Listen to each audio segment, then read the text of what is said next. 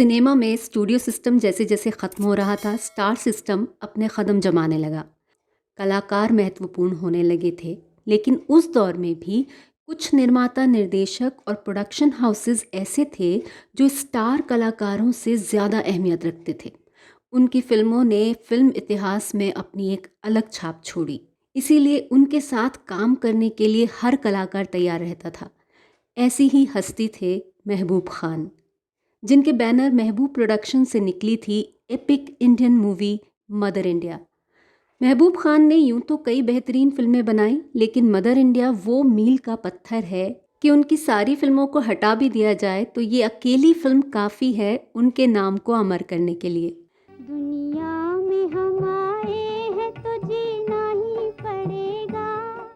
गुजरात के एक छोटे से गांव में जन्मे महबूब खान का असली नाम था रमज़ान खान। उस समय ट्रैवलिंग यानी घुमंतु सिनेमा हुआ करता था, जिसे टेंट सिनेमा भी कहा जाता है। पास के शहर में जब भी कोई फिल्म आती, वो चुपचाप ट्रेन पकड़कर वहां पहुंच जाते और फिल्में देखकर वापस लौट आते। ट्रेन के गार्ड उन्हें बहुत पसंद करते थे, इसीलिए आने जाने में कभी कोई परेशानी नहीं होती थी। इस तरह वो फिल्मों की तरफ आकर्षित होते चले गए। उम्र भी वो थी जिसमें हर बच्चा खुद को हीरो या हीरोइन समझने लगता है, तो महबूब खान भी खुद को एक हीरो समझने लगे थे। उस दौर में फिल्मों को बहुत ही बुरा समझा जाता था, तो घर से इजाज़त मिलने का तो सवाल ही नहीं था। इसीलिए वो 16 साल की उम्र में एक्टर बनने के लिए घर से भागकर मुंबई पहुंच गए। लेकिन उनके पिता ने उन्हें ढूंढ लिया और वापस लाकर उनकी शादी करा दी। ज़माना कोई भी हो, आम सोच यही होती है ना कि शादी कर दो, लड़का घर परिवार की जिम्मेदारियों में बंध कर सब कुछ भूल जाएगा। लेकिन महबूब खान अपने सपने को नहीं भुला पाए और उन्होंने कुछ साल बाद फिर से कोशिश की।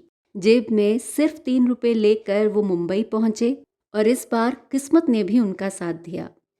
हालांकि उनके बारे में एक और बात बहुत मशहूर है कि फिल्म लाइन में आने से पहले वो घोड़ों के अस्तबल में काम करते थे। कहा जाता है कि महबूब खान नूर मोहम्मद अली मोहम्मद शिप्रा नाम के एक व्यक्ति के साथ गुजरात से मुंबई पहुंचे, जो फिल्मों में घोड़े सप्लाई किया करते थे, और महबूब खान वहां घोड़ों की नाल ठीक करने का काम करते थे। वहीं उनकी मुलाकात दक्षिण भारतीय निर्देशक चंद्रशेखर से हुई, जिन्होंने महबूब खान को अपने साथ बतौर सहायक काम पर लगा लिया और फिर वहां से वो आर्देशिर ईरानी के साथ काम करने लगे। हो सकता है ये उनकी मुंबई के स्ट्रगल की बात हो, पर इतना तय है कि वो आर्देशिर ईरानी के साथ बतौर एक्स्ट्रा 30 रुपये महीने की तनख्वाह पर काम करने लगे थे। एक बार एक फिल्म की शूटिंग हो रही थी, वो भी दूसरे एक्स्ट्रा कलाकारों के साथ घोड़े पर सवार थे कि उनका घोड़ा बिदक गया, लेकिन महबूब खान ने उसे इस तरह पकड़े रखा कि उससे गिरे नहीं, और कैमरा में भी उनका चेहरा साफ साफ नजर आ रहा था। उस शॉट को देखकर आर्देशिर ईरानी बहुत इम्प्रेस हुए और फिर उन्हें इंपीरियल फिल्म कंपनी की फिल्मों में छोटे छोटे रोल्स मिलने लगे। जब आर्देशिर ईरानी भारत की पहली सवाक फिल्म बनाने की तैयारी कर रहे थे, तो उसमें हीरो के रोल के लिए पहली चॉइस महबूब खान ही थे। मगर आलम आरा उस समय एक तरह का एक्सपेरिमेंट थी, और वो भी महंगा एक्सपेरिमेंट, और कोई नहीं चाहता था कि वो एक्सपेरिमेंट फेल हो जाए।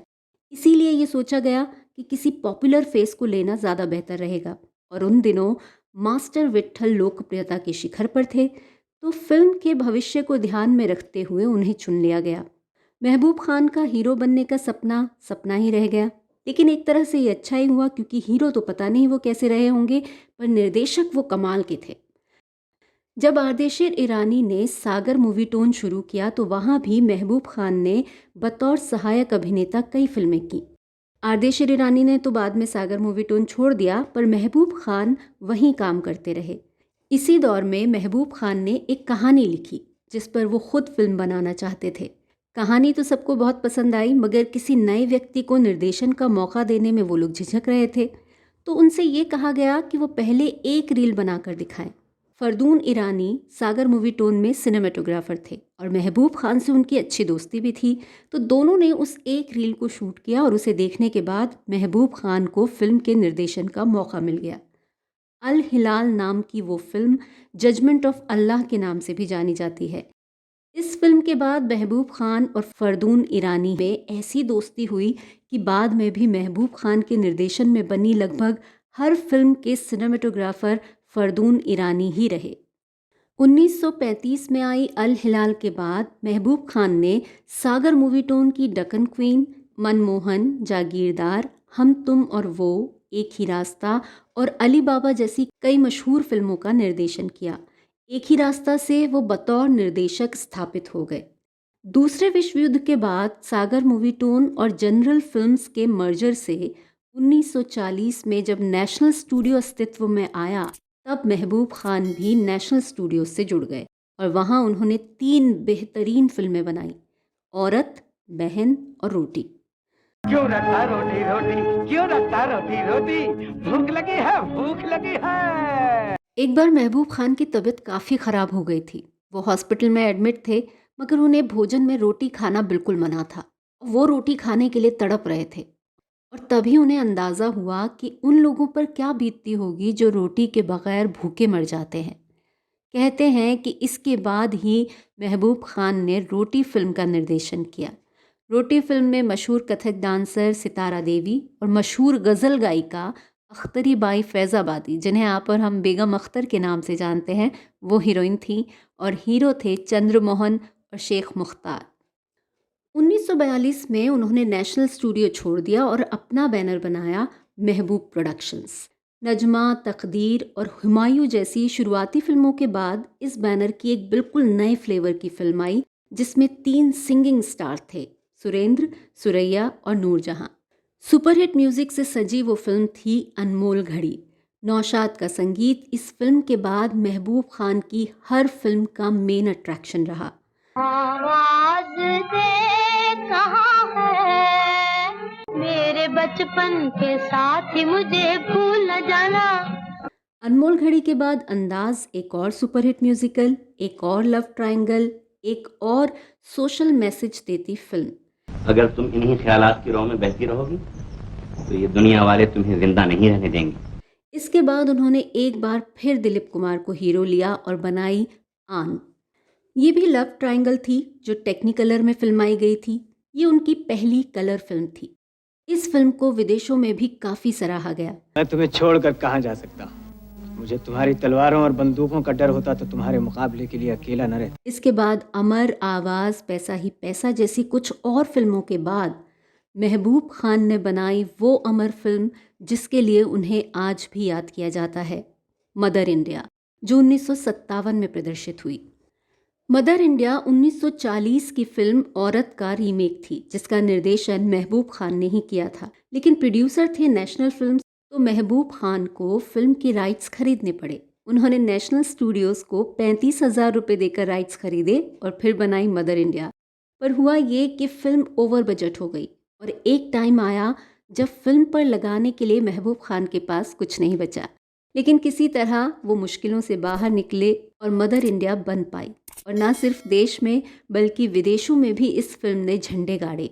ये पहली भारतीय फिल्म थी जो ऑस्कर के टॉप 5 फिल्मों में नॉमिनेट हुई, लेकिन सिर्फ 1 वोट से पीछे रह गई। लेकिन भारत में भी और दूसरे मुल्कों में भी इस फिल्म ने बहुत सराहना पाई और बहुत से अवार्ड्स जीते। बिरजू, मैं बेटा दे सकती हूँ, लाज नहीं दे सकती। महबूब खान ने अपने समय की मशहूर हीरोइन सरदार अख्तर से शादी की, जिन्होंने औरत फिल्म में मुख्य भूमिका निभाई थी। उनकी कोई औलाद नहीं हुई तो उन्होंने साजिद नाम के उस बच्चे को गोद ले लिया जिसने मदर इंडिया में सुनील दत्त के बचपन का किरदार निभाया था। साजिद ने ही महबूब खान के निर्देशन में बनी आखिरी फिल्म सन ऑफ इंडिया में मुख्य भूमिका निभाई। 50s की शुरुआत में ही महबूब खान ने मुंबई में अपना एक बड़ा सा स्टूडियो बनाया, जहां महबूब प्रोडक्शंस की ही नहीं बल्कि दूसरे कई निर्माता निर्देशकों की फिल्में शूट हुईं। गुरुदत्त की मिस्टर एंड मिसेस 55, कागज़ के फूल, देवानंद की हम दोनों और गाइड समेत ज़्यादातर मैजिकल फिल्मों की शूटिंग इसी स्टूडियो में हुई।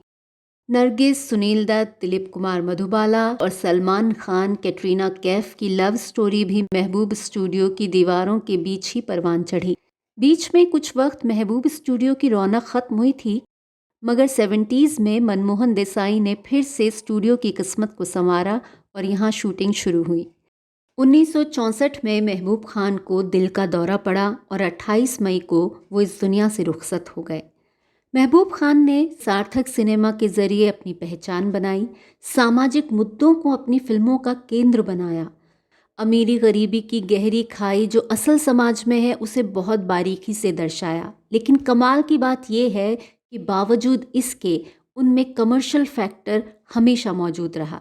उनकी यही खासियत उन्हें दूसरे फिल्मकारों से अलग खड़ा कर देती है।